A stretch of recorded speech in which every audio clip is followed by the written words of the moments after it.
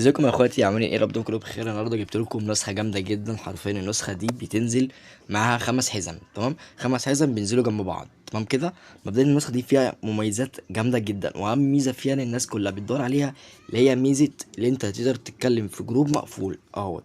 تبعت رساله في جروب يا جدعان، تبعت رساله في جروب مقفول، تمام؟ لو جينا فعلناها كده ونرجع نخش على اي جروب كانوا مقفولين، تمام. طبعا الجروبات دي بتبقى مقفوله، تمام. فانا دلوقتي هخش على اي جروب فيهم، هتلاقي الجروب معايا اتفتح اهو زي ما انت شايف. لو دخلت على اي جروب تاني، يعني اي جروب اهو، تمام، زي ما انت شايف كده هتلاقيه مفتوح معايا، وبكده هتقدر تبعت لاي رساله في جروب مقفول، تمام كده.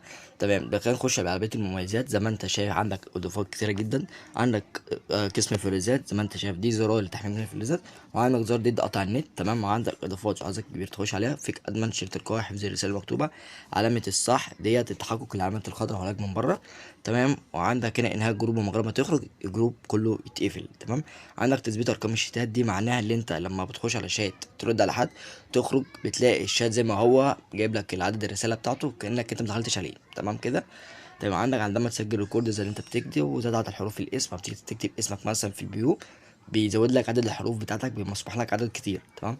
عندك مشاركة الرسالة فعل دي، وانت بتعمل مشاركة فعلها هتسهل لك كتير، تمام. عندك تزويد عدد الستوري، بتزود عدد الستوري.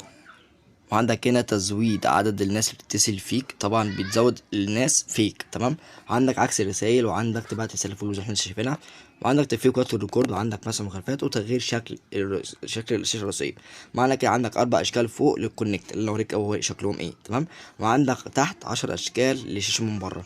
أنا مثلا هختار أي شكل منهم، مثلا رقم 3، تمام. وأوريك ايه هما الكونكت والشكل اللي بره ده، تمام كده. وعندك مؤثرات التمريرات، طبعا انتوا كلكم عارفين ديت، تمام. ويمين وشمال وفوق وتحت والكلام دوت، تمام كده. وعندك تأثير سكوت، تمام. نختار مثلا أي حاجة، تمام. نختار مثلا دي، نختار الكثافة والسرعة جوه الشات وبره الشات، تمام كده، عشان بس كل حاجة تبقى واضحة قدامكم. عندك زي ما انت شايف الإضافات عظمة جدا، تمام. طيب، وعندك في الحماية الخصوصية حاطط لك أنا ميزة اسمها معنى تعديل الرسالة. أوريك إيه هي معنى تعديل الرسالة دي لما أخش على الشات، تمام كده. أنت عندك كل الإضافات موجودة، وعندك الإشعارات تقدر تغير الألوان بتاعت النسخة كلها، تمام. مبدئيا ده كل ده كده في الشكل لايت مود، تمام. طيب ايه بقى كونكت والشاشه الرئيسيه؟ شايف ده كده حاجه اسمها كونفرميشن، تمام، كونفرسيشن، تمام. ده كونكت، وده علامه الصح اللي قلت لك عليها، او ده علامه الصح بقول لك عليها، اللي هي المفروض اصلا تبقى علامه التحقق، تمام. واخد بالك من الشاشه الرئيسيه عامله ازاي؟ بص الكونفرسيشن عامل ازاي. ده بس كده بنغيره ازاي؟ بيخش على مسارات التنقل وعلى تغيير شكل الشاشه الرئيسيه، ونختار مثلا رقم تاني، ده رقم 3، نختار مثلا رقم 10، تمام. ونرجع اوريك دلوقتي زي ما انت شايف الشكل معانا اتغير، تمام.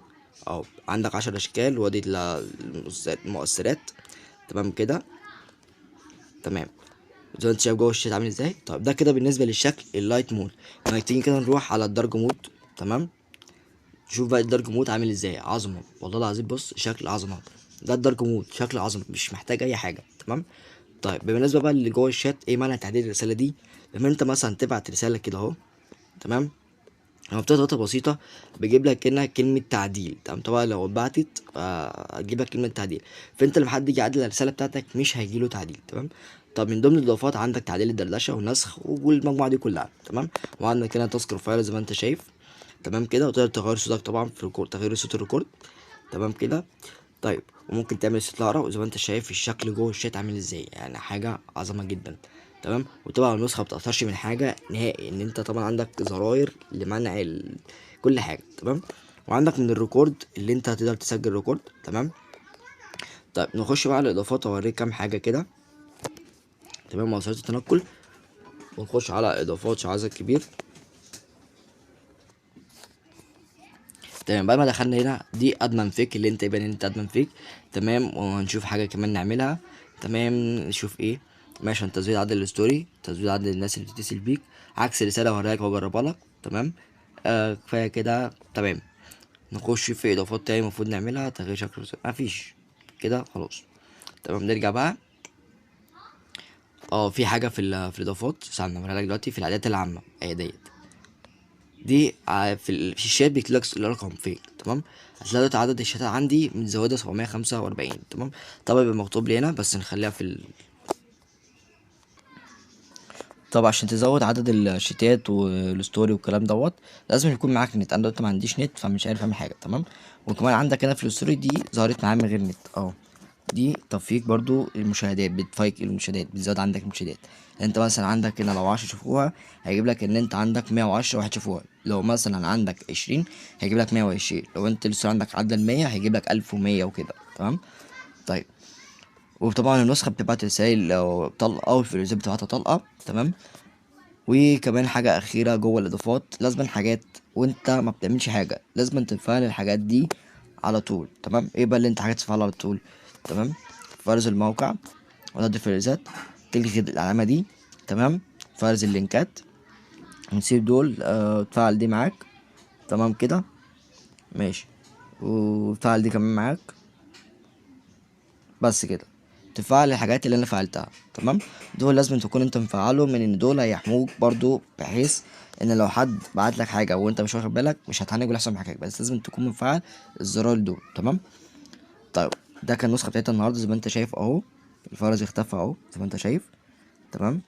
وده كان النسخه بتاعتنا النهارده، يا رب النسخه تعجبكم وباذن الله حاجه عظمه. والنسخه بتنزل جنبها 5 نسخ زي ما انت شايف، ال5 نسخ نازلين جنب بعض. وال5 نسخ دول نفس كل حاجه، بحيث ان انت معاك ارقام وبتعمل ارقام فيك تنزل 5 نسخ وتشغلهم كلهم مره واحده. تمام. ما تنساش اللايك والاشتراك. تمام. وطريقه التحميل سيب لك لينك وصف تحت الفيديو. طريقه التحميل بسهوله جدا، تتابع الشرح عشان تفهم ازاي تحمل كل حاجه. اشوفكم على خير.